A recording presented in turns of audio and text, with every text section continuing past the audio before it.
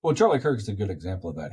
When he came onto the scene and started Turning Point USA, it started in 2012 when he graduated high school, but it really didn't become a thing until 2016. He described himself as at least partly libertarianish. I mean, he wanted to reduce the debt. He was for free trade, and other aspects of conservative libertarian. I think he'd smashed the words together to call himself a conservatarian. That is no longer the case. He was, described himself as a nationalist and as a Christian, so I call him a Christian nationalist. And so that movement from I'm a Christian, but I don't get involved in politics. I have a libertarian, do what you will with your life, but as long as it doesn't affect me, and those are his words, to I want to make America Christian. It was not a big leap for him. That he obviously was a Christian before, so obviously he had the personal beliefs, but to move from I don't want to be involved in politics to America should be a Christian nation was not a big leap for him because he saw that, I guess, and there's ways to describe it in his own words, but that he wasn't going to get anywhere or win anything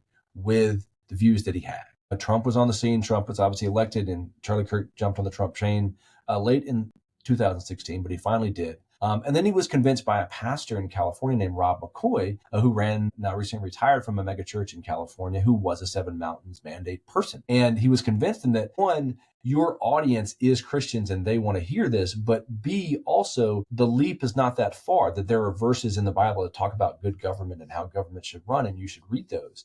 And I think that if you're talking about Josh Hawley or Blake Masters, it isn't a 180 degree turn for these people. It is a very small move. I've written about Josh Hawley and his education plans several years ago. And he has this idea, of course, that the local, even state run kind of thing is different than the globalist cosmopolitan, I think is the word he uses. And he compares that with local stuff. So I say that to point out that it is not a big leap to talk about cosmopolitan and Satan running America. That is, cosmopolitan does not have an identity. It has a Jewish conspiracy attached to it. And this idea that there is a conspiracy to take away from our identity here in this nation. I think that is the key here to understanding the move, perhaps from libertarian ideology, which is, I don't know, has, some success in America, but to add the nationalistic idea that we have an identity, we have shared values, we have something we need to protect here, is not a big leap for them. And I think that's why several people have made it.